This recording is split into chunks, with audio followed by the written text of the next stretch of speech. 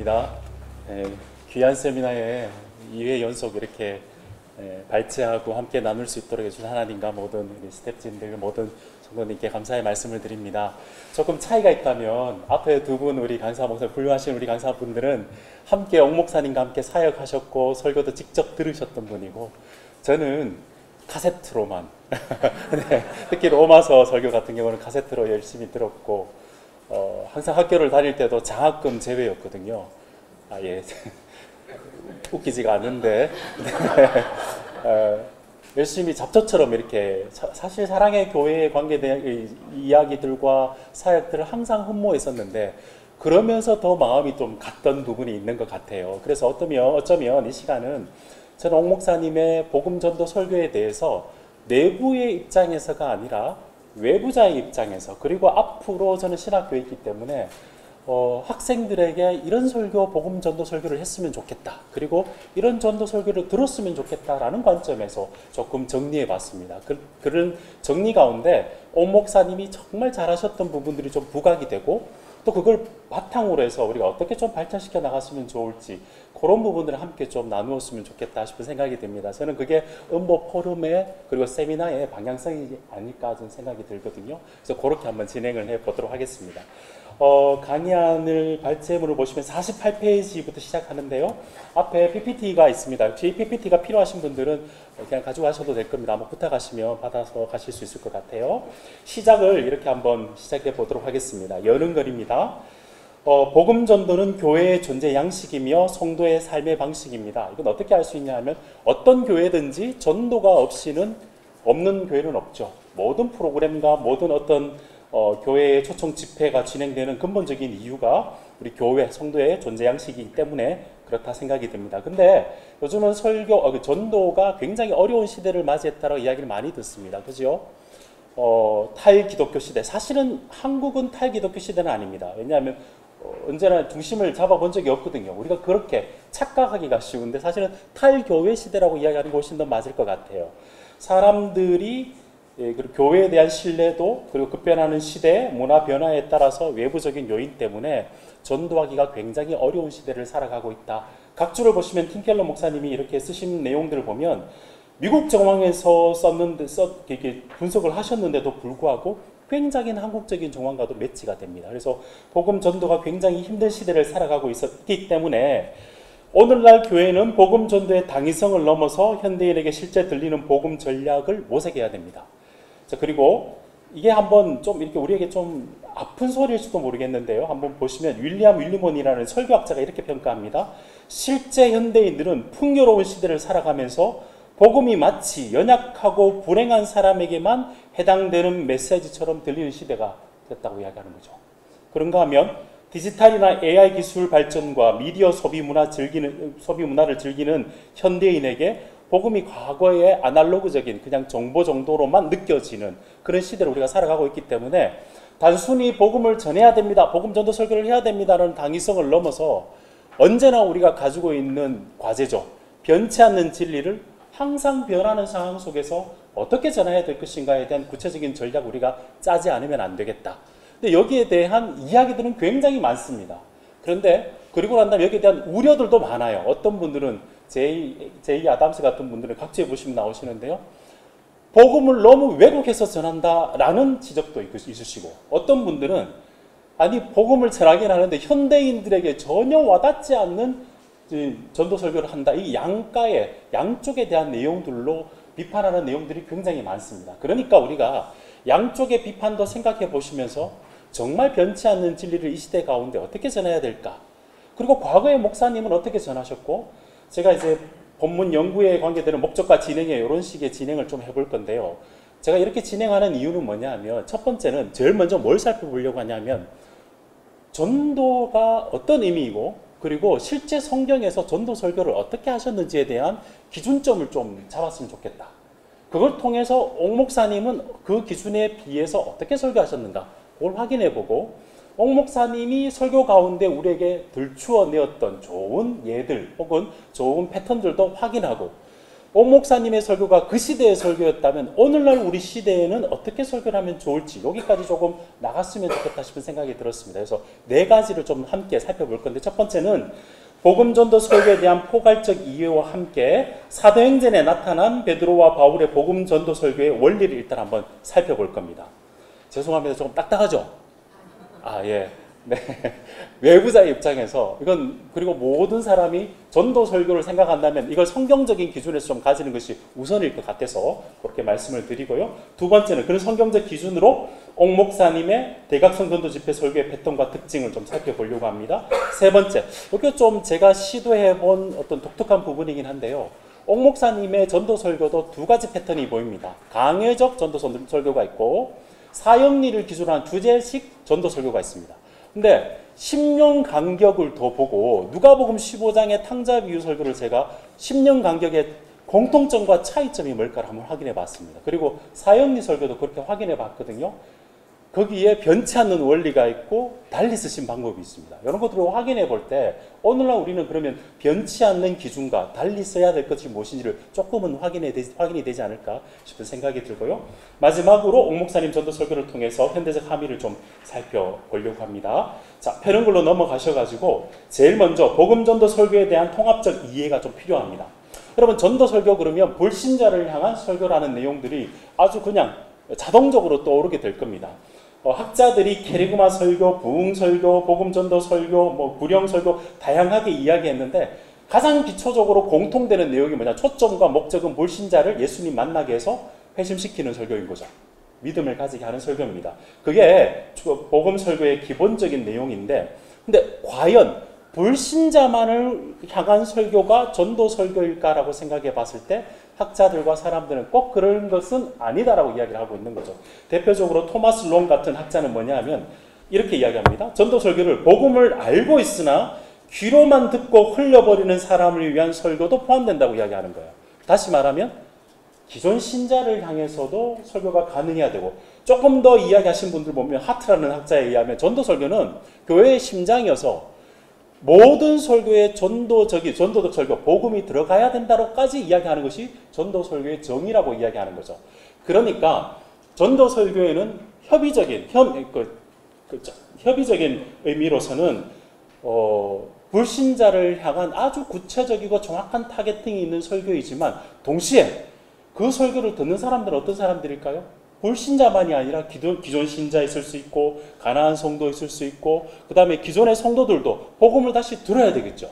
그런 측면에서 광의적인 의미의 복음 설교에 관계되는 내용들을 함께 잡고 있어야 됩니다. 이게 왜 그렇게 중요하냐 하면 설교가 복음을 제대로 전하게 되면 복음을 들어야 될 사람이 회심이 이루어지는 설교가 되기도 하지만 이미 알고 있는 사람도 복음을 어떻게 전해야 될지, 그리고 제자훈련 가운데 그것을 내가 답습해서 배워서 내가 실제 전도하는 데 있어서도 모범적으로 사용될 수 있는 것이 정말 더 좋겠죠. 그러니까 설교의 기능이 복음 전도만뿐만이 아니라 복음을 재확인하고 공동체를 형성하고 어떻게 복음으로 살아갈까의 내용들도 사실은 전도 설교 가운데 다 들어갈 수 있다는 거죠.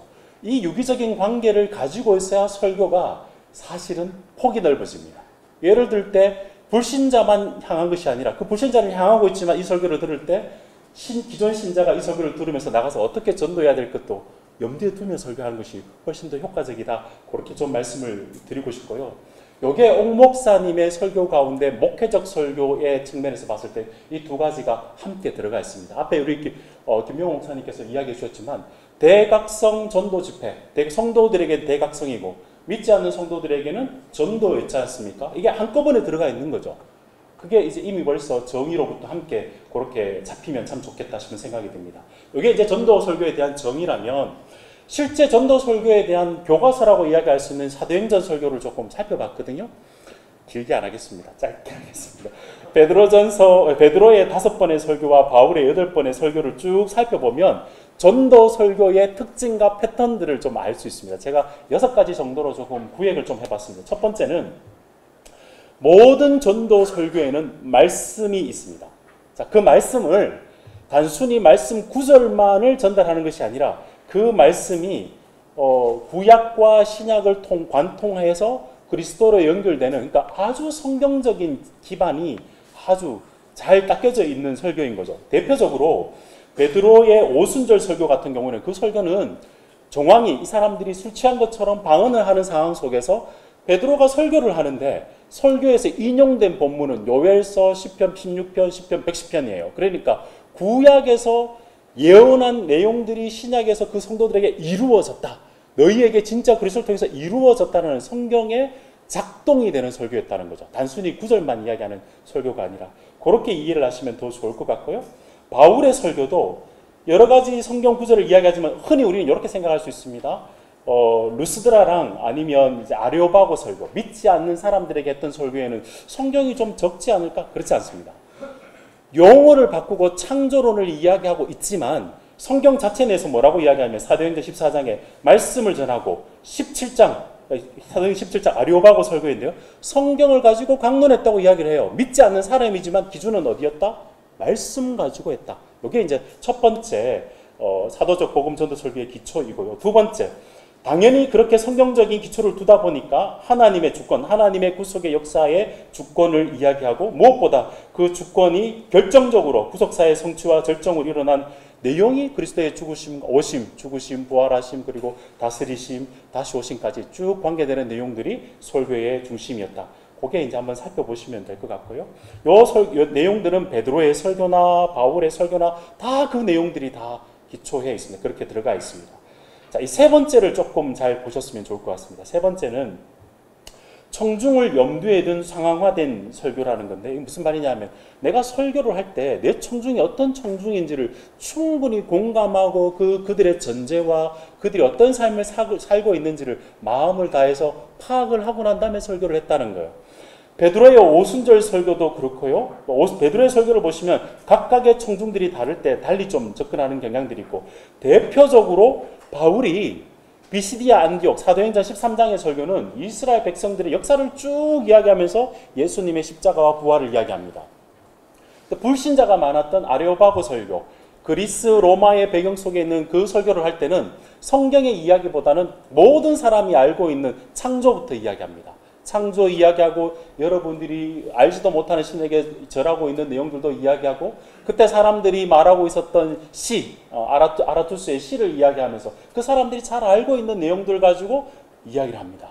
그러고 난 다음에 그리스도를 설교 가운데 모셔오는 거죠. 이렇게 청중들을 매우 생각을 해서 그들의 다양한 문화와 관습과 세계관을 활용하셔서 설교를 했습니다. 이건 굉장히 중요하죠. 왜냐하면 옥하는 목사님의 설교를 우리가 살펴보고 있지만 옥하는 목사님의 설교를 카피하는 것이 아니라 그분이 그때 당시 청중들을 어떻게 이해했는가라는 범주를 보고 오늘날 우리 청중들은 어떻게 살아가고 있는가를 그 범주에 맞추어서 생각해 보는 그대로 카피하는 것이 아니라 응용하게 되는 것이죠. 그런 측면이 실제 성경에도 그렇게 나와 있다는 거죠. 그게 너무 더 중요할 것 같고요. 4번을 보시면 이 베드로와 바울의 사도적 설교의 특징들을 보시면 설교가 무조건 한 톤이 아니었어요. 그러니까 혼을 내거나 무조건 한 톤이 아니라 베드로의 오순절 설교나 다른 지도자들 앞에서 했던 설교의 내용들을 보면 용어들이 다릅니다. 어떨 때는 선포, 어떨 때는 확증, 어떨 때는 권면, 증언, 간증. 이거 제가 한 말이 아니고 성경에서 번역된 단어들입니다. 그러니까 다양한 방식으로 수사를 써서 청중들을 설득했고요.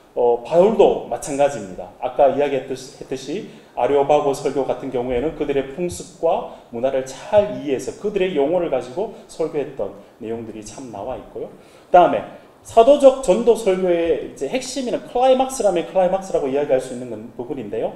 참된 회개와 믿음의 결단을 촉구하는 부분들이 굉장히 강력하게 나와 있습니다. 알다시피 베드로의 오순절 설교, 그들의 마음의 찔림을 얻어서 회개하고 돌이키고 세례를 받으라 라고 이야기를 하고 있죠. 아주 결단을 촉구하는 내용들이 잘 나와 있고요. 그 다음에 바울의 설교에도 마찬가지입니다. 바울의 설교에도 그런 특징들이 잘 나와 있어서 복음적 회심과 변화를 촉구하는 강력한 도전은 옥하는 목사님이 오리지널이 아니라 성경에서 사도적 설교가 오리지널입니다. 그래서 굉장히 읽어보시면 이미 사도행전에서 나와 있는 사도들의 설교 자체가 경고와 격려가 함께 들어가 있는 듀플렉스 복스라고 그러는데요. 예수님 믿으면 유쾌한 날이 될 거다라고 이야기하지만 믿지 않으면 심판이 있다는 이야기를 같이 두 가지의 목소리를 같이 줬어요. 그러니까 오늘날 우리의 설교가 어떤 식의 목소리가 더 많은지도 한번 고민해 보시면 좋을 것 같습니다. 물론 청중의 정황에 따라서 달래야 될 부분도 있겠지만 성경에서는 이 두 가지의 목소리를 아주 균형 있게 쓰고 있다는 것들을 우리가 좀 잘 이해할 필요가 있습니다. 자, 6번을 보겠습니다. 6번은 다양한 반응을 예상한 성령을 의존한 설교였는데요.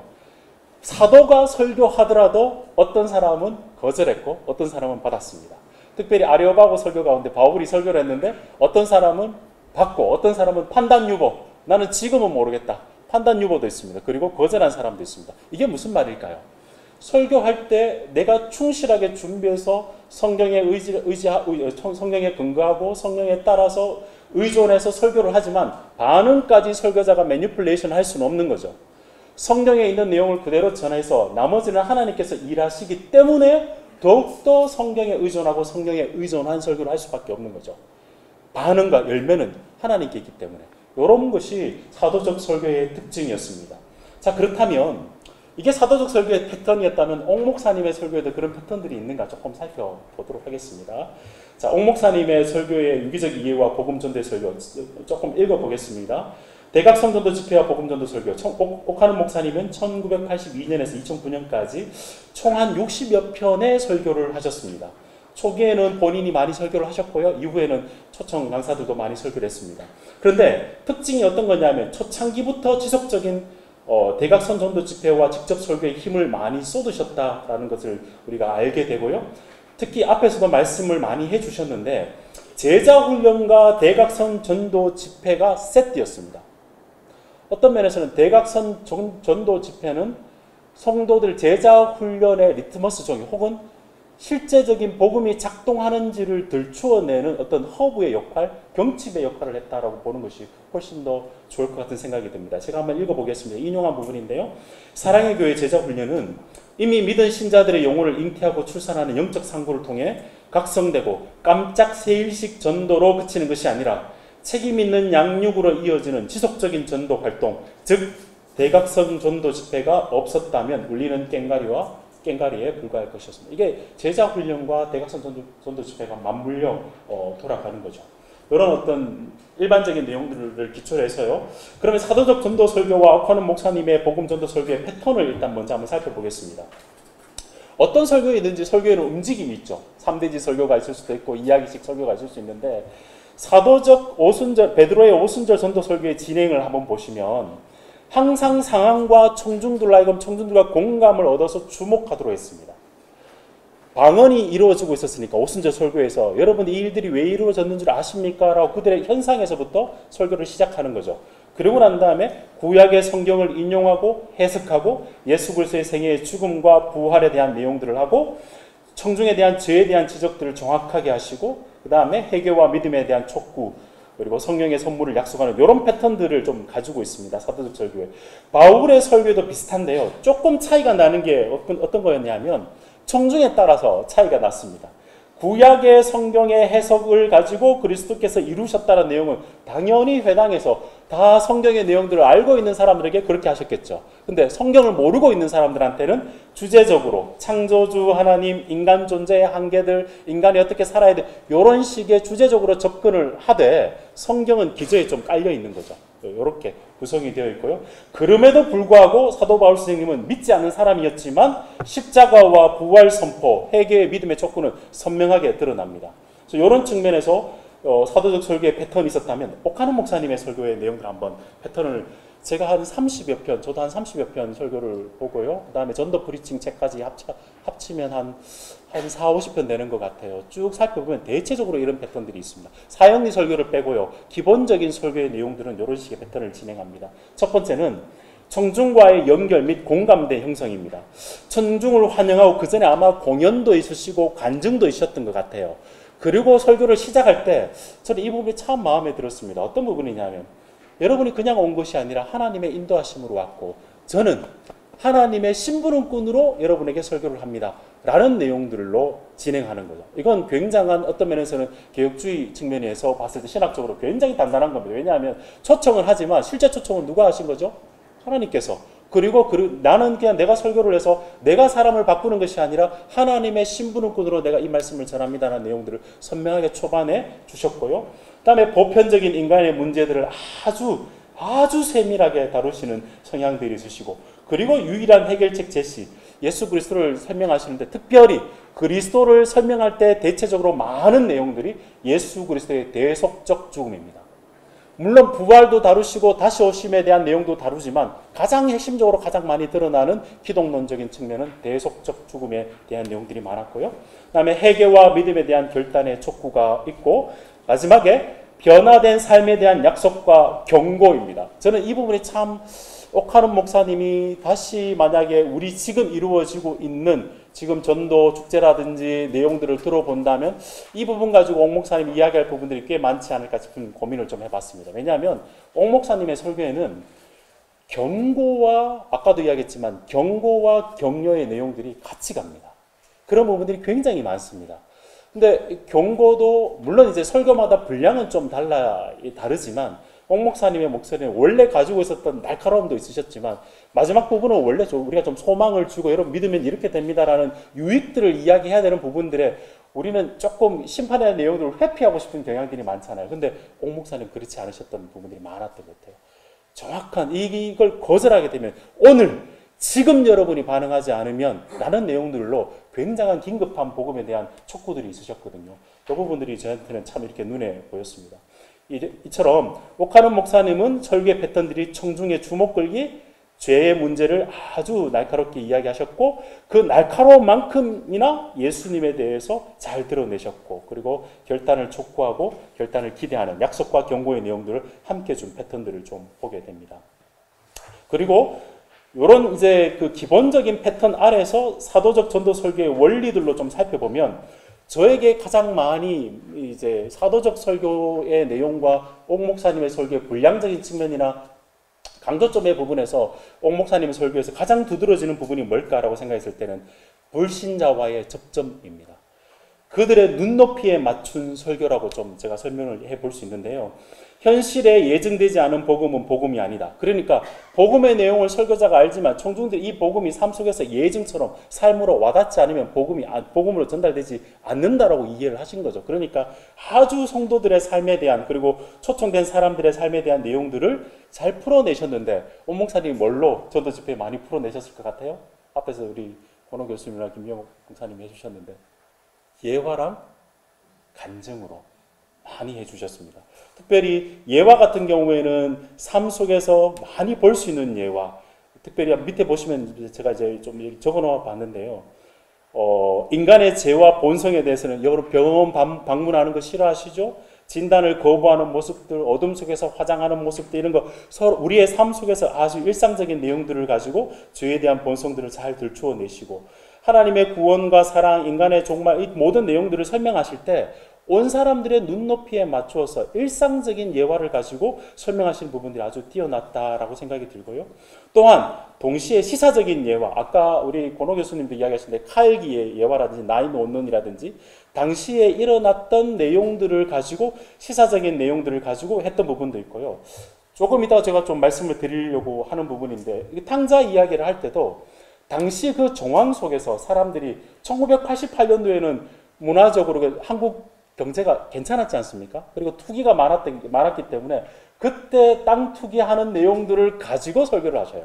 근데 그 이후에는 탕자 비유를 하면서 그런 내용이 나오는 게 아니라 탕자 비유에 대한 설교가 1999년도였는데 그때는 세기 말이지 않습니까? 탕자 비유를 하면서도 종말 이야기, 하나님의 심판 이야기를 가지고 들어오십니다. 그러니까 굉장히 시사적인 내용뿐만 아니라 청중들의 마음속에 뭐가 지금 이 사람들의 불안한가, 마음의 기저에 뭐가 있을까라는 것들을 생각하시면서 똑같은 설교라도 달리 접근하시는 거죠. 그런 부분들이 저는 참 많이 눈에 띄었습니다. 두 번째, 이건 청중들 향해서 눈높이 설교를 하시기 위해서 하시는 부분도 있고 본인이 가지고 있는 수사적 어떤 면에서는 타고난 부분도 있을 거라는 생각이 좀 드는데요. 설득력을 높이는 다양한 수사적 기법들을 활용을 많이 하셨습니다. 아마 이건 저보다 여러분들이 훨씬 더 잘 아실 것 같아요. 굉장히 직설적으로 이야기하시고, 여러분 왜 기다리십니까? 교육이 인간을 바꿔놓을 수 있나요? 나는 죄 없다 할 사람이 누가 있나요? 이렇게 굉장히 직설적으로 질문하고 답하고 이런 식의 내용들이 굉장히 많았습니다. 수사적으로 질문을 던짐으로 인해서 성도들과 거기 온 사람들을 생각하도록 만드는 거죠. 그리고 이게 어떤 면에서는 변증적이라고 이야기할 수도 있는데, 옥환인 목사님의 설교 가운데 촉구를 하거나 마지막 부분에서 결단을 할 때 사람들이 기존에 생각했던 부분들을 반박할 수 있는 내용들을 끄집어내십니다. 사람들의 기독교가 왜 싫어요? 사람들이 기독교가 너무 독선적이라 생각하지 않나요? 라고 사람들이 오해할 수 있는 부분을 끄집어내어서 그게 아니라는 것을 설명을 해내십니다. 그리고 촉구를 하시거든요. 이런 부분은 아주 변증적일 뿐만 아니라 우리의 마음의 심리적 장벽을 허물어 버리는 거죠. 이런 부분도 굉장히 잘 하신 부분인 것 같고요. 아울러 그의 설교에 나는 길이요 진리요 생명, 중요한 부분들은 계속해서 성경의 내용들을 반복해 주셨고, 그 다음에 설득력을 높이기 위해서 많은 책을 보신 것 같아요. 제가 다는 체크를 못 해봤고요. 단테, 로렌스, 셰익스피어, 그 다음에 소크라테스, 석가모니 이야기도 있고요. 어거스틴, 빌리 그레엄, 이게 스펙트럼이 엄청 넓더라고요. 저는 이게 옥 목사님의 어떤 그 연구에서 이렇게 나왔을까? 사실 연구라기보다는 제자 훈련이었던 것 같은 생각이 듭니다. 기본적으로 묵상하시고 기본적으로 책도 많이 보셨겠지만 청중들과 호흡하면서 내가 어떻게 접근해야 된다는 내용들은 제자 훈련하시면서 그 내용들을 사람들에게 어떻게 전달해야 될까, 그 관심이 있었기 때문에 예화들을 캐치하는 거지, 설교를 하기 위해서 예화를 끄집어내어서 연결한 게 아닌 것 같은 생각이 들었습니다. 그러니까 성도를 사랑해서, 그리고 오는 청중들을 생각해서 사람들이 이렇게 생각하겠지라는 마음이 있어야 예화가 눈에 걸리는 거죠. 설교를 하기 위해서 예화를 찾는 게 아니라 성도들을 사랑해서 예화가 걸렸기 때문에 설교 가운데 쓰일 수 있는 거죠. 그런 부분에서 아주 탁월했지 않겠나 싶은 생각이 좀 듭니다. 세 번째, 성경 위에서 확고히 서서 문제와 해결책을 명확하고 풍성하게 다루는 설교. 이거는 다루지 않겠습니다. 너무 명확해서요. 네 번째, 강력한 호소와 긴박한 초청이 담긴 설교. 이것도 한번 앞에 있는 내용들과 비슷해서 좀 지나가겠습니다. 근데 앞에서 제가 좀 말씀드렸다시피 촉구를 하거나 호소를 할 때에도 강력한 결단의 촉구에는 청중의 일반적인 반발이나 오해를 예상하고 설득력 있게 반박해서 믿음과 화해의 반응을 촉구한 겁니다. 모든 종교는 같다. 나는 죄인이 아니라는 착각, 신앙인의 위선에 대한 실망, 구원이 너무 쉽다라는 불신들, 이런 것들을 사람들이 생각하는 것을 그냥 설교 가운데 들추어내세요. 거기에 대한 반박을 하시고 촉구를 하시는 내용들이 아마 변증적 설교? 오늘날에도 이게 먹히지 않을까라는 생각들을 좀 해보았습니다. 좀 지나갈게요. 제 5번을 보시면 하나님의 주권을 인정하고 성령께 의지하는 설교. 이건 앞에서 우리 본 교수님이랑 다들 공감하시는 내용들이라 이 정도로 이제 보시면, 제가 드리고 싶은 내용은 이겁니다. 앞에서 사도적 설교의 특징들이 6개였는데 쪼개어서 보면 옥 목사님의 설교의 내용들에도 고스란히 그 패턴들과 내용들이 잘 보입니다. 근데 제가 봤을 땐 사도적 설교에서 우리가 사도행전의 내용들이 사실은 설교의 전문을 우리가 가져온 건 아니지 않습니까? 근데 옥 목사님의 설교의 전문을 봤을 때는 제가 받은 느낌은 청중들이 초청 설교니까요. 그리고 전도 설교니까 청중들의 상황화를 조금 더 많이 신경 쓰셨겠다라는 생각을 해보는 그런 어떤 결과를 좀 제 스스로는 이렇게 도출해 보았습니다. 자, 3번으로 한번 넘어가 보겠는데요. 이게 아마 여러분들이 생각할 때 좀 재밌는 부분이라 좀 생각이 듭니다. 옥 목사님의 전도 설교, 같은 본문으로 시대가 다르게 설교를 하셨는데 1988년도 11월 7일에 했던 설교와 1999년도 10월 17일에, 그러니까 10년, 11년 정도 차이에 있었던 설교인데요. 공통점은 전도 설교의 흐름이 매우 유사하며 청중을 환영하고 인간의 문제를 진단하고 원인을 규명하고 하나님의 떠난 관계에 대해서 이야기를 하고 예수님에 대한 해결 제시, 개인적 결단 촉구, 다양한 예와 비유도 비슷하고 마지막 부분에 개인의 결단을 촉구하는 것도 비슷합니다. 근데 조금 차이가 나는 부분들이 있는데 어떤 부분에 좀 두드러진 차이가 나냐면, 강조점이 앞부분은 하나님을 떠난 인생의 내적 허무함과 불만족에 대한 내용들을 많이 이야기했다면 뒷부분의 1999년도 설교에는 하나님과 멀어진 인간의 허랑방탕한 삶에 대한 이야기들을 많이 하고요. 어조의 차이가 참 굉장히 많이 차이가 나는데 1988년도 설교에는 아버지의 무조건적인 사랑에 대한 초점이 조금 더 많았다면 1999년도 Y2K 밀레니얼을 앞에 둔 그 설교 부분에 있어서는 하나님의 심판, 지금 결단하는 내용들이 훨씬 더 강조되고 있는 부분들이 좀 더 많습니다. 그래서 저는 이걸 보면서 이런 제 개인적인 이제 그 평가이기도 하겠지만 저는 옥 목사님이 시대적 맥락을 아주 잘 반영했다라는 생각을 해보았습니다. 경제적인 호환과 민주화로 물질적인 풍요 혹은 대중의 문화 발전을 생각해서 설교했던, 하나님과 떨어져서 아무리 잘 살더라도 그건 떨어진 삶이다라고 지적했던 부분이 1988년도의 설교였다면, 뒷부분은 기업의 위기, 세기말, 인간의 종말, 심판, 이런 부분들을 가지고 청중들로 하여금 돌아오게 했던, 그래서 시대적 맥락을 잘 읽어서 그렇게 설교했던 부분들이 좀 있고요.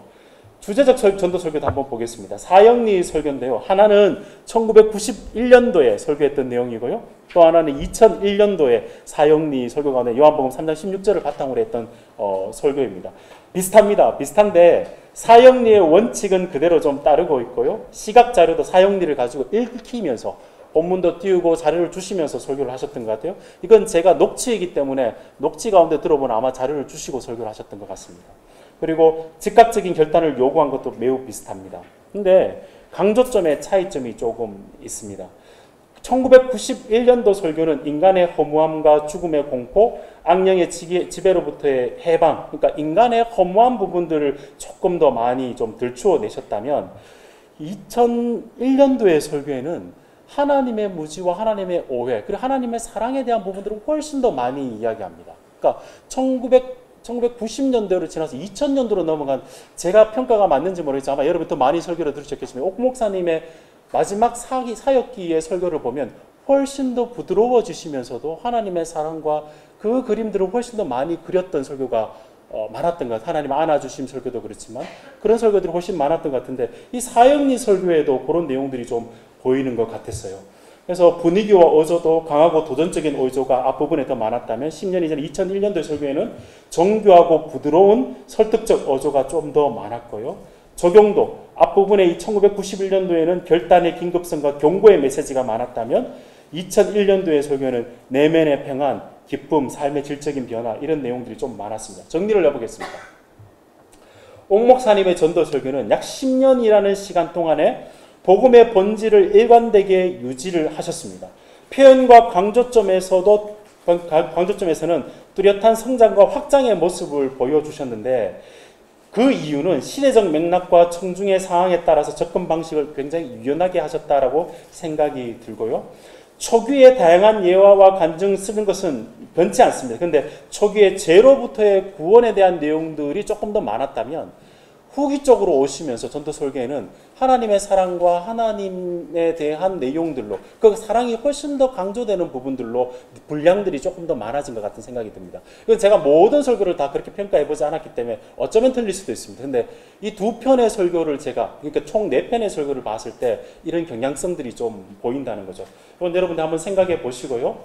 요건 우리에게 조금 더 시사점을 좀 준다라는 생각이 듭니다. 그건 조금 이따가 이야기를 해보겠습니다. 자, 이런 내용들을 가지고 제가 여러분에게 좀 나누어 보고 싶은 크게 한 3가지 정도의, 우리가 그러면 앞으로 어떤 설교에 복음 전도 설교를 하면 좋을지 한 3가지 정도를 정리하면서 좀 이 발제를 마치도록 해보겠습니다. 제일 첫 번째, 불변하는 복음과 급변하는 시대적 맥락의 창의적인 연결인데요. 복음전도 설교의 관건은 복음의 컨텐츠를 훼손하지 않으면서도 상대주의적이고 다원주의인 사상들, 그리고 디지털 문화와 AI 시대 급변하는 사회문화적 콘텐츠를 반영한 설교가 되어야 된다는 것이겠죠. 그래서 현실과 맞닥뜨려서 살아있는 전도 설교가 되기 위해서는 제일 먼저 우선은 성경에 철저한 그리스도 중심적 적용을 해야 된다. 제가 그리스도 중심적 설교를 해야 된다는 부분에 있어서 좀 폭을 사람들이 굉장히 다양하게 생각할 수 있기 때문에 그리스도 중심적 적용이라고 말씀드린 이유는 뭐냐면, 앞에 권호 교수님이 이야기했지만 브라이언 채플의 FCF, 요즘 여러분 젊은 사역자들은 잘 아시겠지만 팀 켈러의 마음에 있는 우상, 성경 본문을 보면 여기에는 하나님의 진리가 있는데 그 진리대로 살아가지 못하는 사람들의 마음을 들추어내는 거죠. 이게 성경적 설교이고 그리스도 중심적인 적용을 하는 것이죠. 이게 기반이 되지 않고는 진리에 대한 정확한 설명이 없이는 문화를 제대로 그 간격을 우리가 설명할 수가 없겠죠. 이런 측면에서 분명한 성경에 기초한 그리스도 중심적 설명과 적용이 함께 있는 설교가 되었으면 좋겠고요. 두 번째는 뭐냐면 이게 함께 연결이 돼야 되는 부분인데요. 복합적 청중을 향한 상황과 접점의 확장입니다. 이게 이제 굉장히 어려운 말로 써 있는데 제가 쓰면서도 내가 왜 이렇게 써야 되지 이런 생각을 해봤는데 이게 이 시대가 굉장히 복잡해졌기 때문에 제가 이런 말을 쓰는 것 같아요. 자, 밑에 한번 내용을 한번 보겠습니다. 옥 목사님은 경험적인 예화와 시대와 시사적인 예화를 다채롭게 활용해 주셨습니다. 그리고 난 다음에 복음이 모든 영역에서 이게 작동한다는 것을 예화와 삶의 간증으로 많이 보여주셨습니다. 근데 이 영역을 우리가 오늘날을 조금 확장해 본다면 오늘날 사회와 문화의 변화 속에서 이 영역을 우리가 복음을 전하면서 잘 연결할 수 있을까라는 부분에서 우리에게 과제를 준다는 것이죠.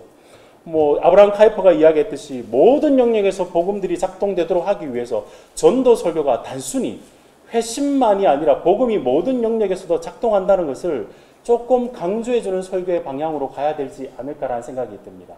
그런 것들을 한번 생각해 보시면 좋을 것 같고요. 설득력을 높이는 변증적 능력의 강화를 한번 생각해 보겠습니다. 현대 설교자는 성경적 진리에 있어서는 당연히 배타적이어 있지만 진리를 전하는 방식과 태도에 있어서는 포용적이어야 됩니다.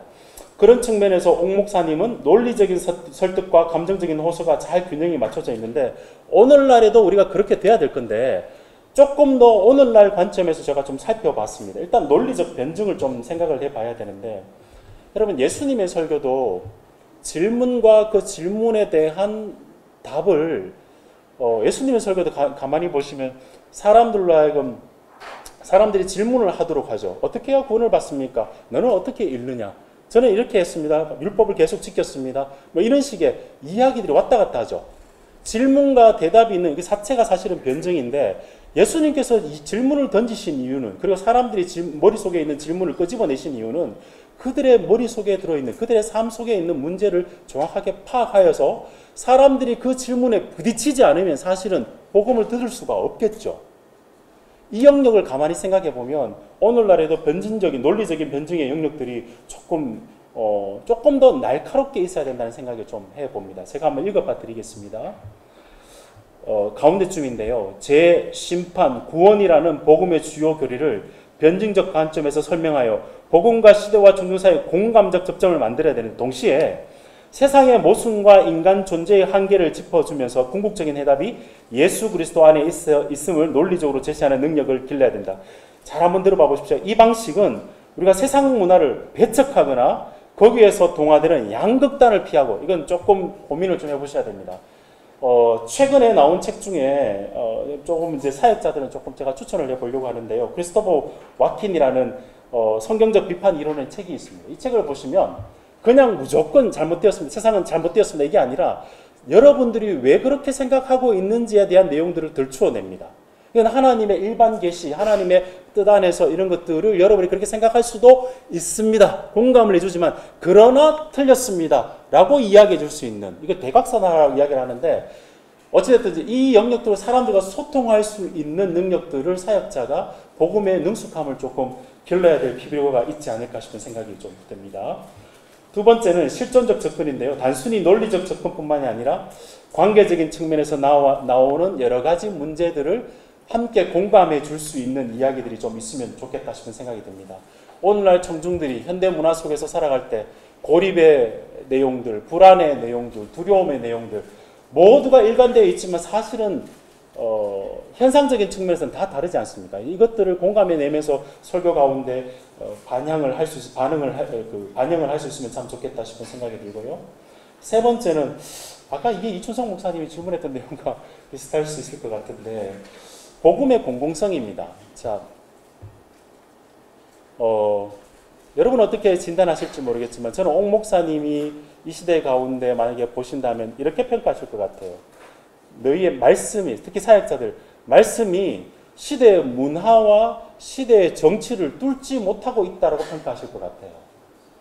복음의 공공성의 이야기는 다른 것이 아니라 하나님 말씀 가운데 시대 가운데 정치 이야기를 단순히 하지 않는 차원이 아니라 어떤 면에서는 정치 이야기가 이루어지고 정치가 있지만 복음이 하나님 나라의 왕국으로서 복음 안에서 예수 그리스도 안에서 이게 이루어질 수 있다는 이야기를 가지고 더 큰 틀에서 내용들을 아마 녹여내셨지 않을까 싶은 생각이 들거든요. 그러니까 이런 측면에서 우리가 조금 더 고민해 보면 좋겠다. 교회에 오는 사람들이 단순히 더 잘 살기 위해서 온다. 그런 사람들이 요즘은 드물 거예요. 물론 기복적인 신앙도 있겠지만 많은 사람들이 많은 정보를 왔는데 기독교만이 가지고 있는 독특성을 드러낼 수 있는 더 큰 차원의 하나님 나라 이야기가 조금 더 들어가 있는 설교여야 되지 않을까 싶은 생각이 듭니다. 그게 다음에 하나님 나라의 이야기로 조금 제가 좀 풀어봤고요. 이건 조금 더 제가 좀 시간이 좀 갔지만 조금만 좀 강조를 좀 해보겠습니다. 옥 목사님 설교의 장점들은 우리 10분 발휘해야 됩니다. 죄에 대한 아주 날카로움과 경고 참 좋은데 오늘날 사람들에게 그 영역을 우리가 양보해서는 안 되겠지만 오늘날 사람들이 그걸 경험하고 난 다음에 그러면 예수 믿고 난 다음에 우리가 추구하는 하나님 나라의 그 플러리싱하는 번성하고 아름다움의 모습이 뭔지 예수 믿고 난 다음에 하나님 나라의 그 아름다움의 이야기들 이쪽을 조금 더 우리가 또 이야기를 해줘야 될 때 성도들이 오늘날 사람들이 그렇게 좀 이제 반응이 좀 더 나지 않을까? 제 개인적인 생각은 조금 그렇거든요. 왜냐하면 옥 목사님 설교의 사형리의 설교의 프레임도 그렇고 옥 목사님 설교에 가지고 있는 틀들이 인간의 죄에 대한 부분들을 다 질투해서 예수님의 해답을 줬어요. 해답을 가지고 난 다음에 우리가 그러면 어떻게 아름다운 삶을 살아갈 수 있을지에 대한 내용들은 우리의 마음의 변화는 매력 때문인 것 아니겠습니까? 답을 알아서가 우리의 삶이 변하는 게 아니라 이런 차원에서 조금 더 고영역들이 조금 더 우리 사역자들이 좀 반영할 수 있는 설교면 좋겠다 싶은 생각을 좀 해보았습니다. 세 번째는 하나님 주권과 성령에 의지한 겸손한 설교는 다 들어서 아실 것 같고요. 제가 두 가지만 강의 안에는 없지만 두 가지만 제가 조금 설명을 좀 해보겠습니다. 옥 목사님의 제 설교를 다 듣고 난 다음에 이렇게 날카로운 비판과 담대한 결단을 할 수 있었던 이유는 제 개인적으로는 그렇게 생각합니다. 전도 설교에 대한 정의대로 설교하셨기 때문입니다. 달리 말하면 전도 설교해가지고 교인 숫자 늘리는데 관심이 별로 없으셨던 것 같아요. 그러니까 본인의 생각의 설교의 핵심, 전도 설교의 핵심은 예수 그리스도 만나서 회심하는 거였거든요. 그러니까 이 영역에서만큼 정확하게 자기가 본인이 생각하셨던 설교 철학대로 그리고 자기가 생각했던 개념대로 설교하셨다라고 저는 좀 평가해 보고 싶고요. 이건 달리 말해서 한 영혼의 가치를 정확하게 아셔서 전도 설교를 그렇게 하셨다는 거죠. 그래서 우리 교회에 정착하십시오라고 이야기한 설교는 제가 들어보지 못했습니다. 우리 교회 아니어도 괜찮아요 라는 이야기는 하셨지만 이런 측면이 본인이 가지고 있었던 복음 전도 설교에 대한 정의대로 정확하게 진행하셨다. 그렇게 이야기하고 싶고요. 두 번째는 이거 교인 등록에 강조되는 내용이라고는 이게 지금 우리가 생각할 때 하나님 나라의 관점 개교회가 잘 되어서 우리 교회가 커지는 관점보다 옥 목사님의 교회론 머릿속에는 하나님 나라가 커져가는 것에 대한 그 아름다움을 표현은 설교 가운데 다 드러나 있진 않지만 그분이 가지고 있었던 이제 제자 훈련과 하나님 나라의 그림이 더 컸기 때문에 물론 전도 설교는 핵심이 구체적인 목적이기 때문에 그랬지만 그분이 왜 그 전도 설교를 하시면서 우리 교회의 이야기보다는 훨씬 더 큰 프레임을 가지고 있었기 때문에 이 설교를 하실 수 있었지 않을까. 가감하게 한 영혼에 대해서 큰 하나님 나라를 알았기 때문에 가감하게 결단할 수 있는 설교를 하시지 않았을까라는 생각을 해봅니다. 네. 제가 이제 영상에 잡혀서 옥 목사님이 제가 이렇게 써봤습니다. 옥 목사님이 오늘날 전도 집회 설교를 보셨다면 어떻게 생각하셨을까 고민해본다. 물론 모두가 그런 것은 아니겠지만 오늘날 전도 집회는 감동과 위로의 감정선만을 건드리는 집회와 설교라고 했을 때 그런 설교라고 혼을 내시지 않으셨을까? 한 영혼의 가치를 회복시키는 것이 목적이라면 집회의 메시지와 그리고 그 메시지를 전하는 사람이 조금 더 묵직하고 좀 더 진지해야 되지 않을까? 연예인 초청잔치가 되지 않도록 하기 위해서 이렇게 한번 써봤어요. 너무 센가요? 옥 목사님이면 그렇게 충분히 하셨지 않았을까라는 생각을 해봅니다. 받는 걸 이야기해 보겠습니다. 쭉 정리를 해보면 설교자는 설교를 할 때 여러 가지 음성들이 있습니다. 저도 그렇고 아마 설교를 하신 분들은 알겠지만 여러분의 머릿속에는 들리는 목소리가 있죠. 내가 설교를 이렇게 하면 나에게 설교를 가르쳐 주셨던 목사님이 혼을 내시겠지. 이런 제 나름대로에도 그런 목소리가 있거든요. 그 차원을 떠나서 성경에서 우리가 설교자 설교를 할 때, 특히 복음전도 설교를 할 때는 목소리가 있어야 됩니다. 첫 번째 목소리는 선지자적 목소리입니다. 복음을 아주 능숙하게 그리고 날카롭게 결단력 있게 전하는 선지자적 목소리가 있어야 되고, 또 하나의 목소리는 복음의 확장성인 거죠. 이 복음을 들어야 될 사람들이 있기 때문에 제사장적 경청, 사람들의 소리를 듣는 이중 음성을 들어야 되는 내용들이 있죠. 그 다음에 한 가지가 참 중요한데요. 자기 목소리입니다. 무슨 말이냐면, 내가 이거 설교를 왜 하지? 이 설교를 통해서 내가 궁극적으로 이루고자 하는 바가 뭐지? 라는 자기 설교를, 자기 목소리를 들어야 되거든요. 저는 옥 목사님이 이 소리를 정확하게 듣고 계셨다 생각합니다. 제가 인용을 해봤지만 이렇게 인용을 해봤습니다. 한번 보시겠습니다. 하지만 성대한 축제 뒤에 예수를 잃어버린 요셉과 마리아처럼 한국 교회는 지금 뭔가 잃고 있습니다. 그것은 바로 영혼에 대한 헝그리 정신입니다.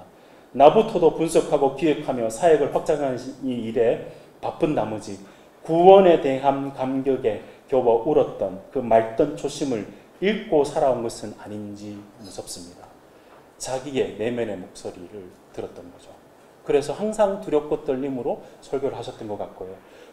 한 영혼에 대한 가치를 아주 소중히 여겼기 때문에 복음의 위대함, 능력을 강단에서 힘있게 선포할 수 있었던 것이죠.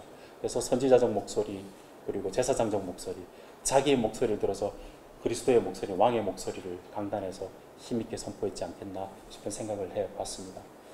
이렇게 정리를 하면서 우리도 이 시대 가운데 내가 어느 목소리를 더 많이 내고 있고 어떤 목소리를 더 내야지만이 내가 섬기는 교회와 그리고 내가 만나는 사람들에게 제대로 된 복음의 소리를 전할 수 있을까 깊이 한번 고민해 보시고 자기의, 하나님께서 맡기신 자기의 목소리를 찾으시면 참 좋겠다 싶은 생각을 해봅니다. 저는 여기까지 하도록 하겠습니다. 수고했습니다.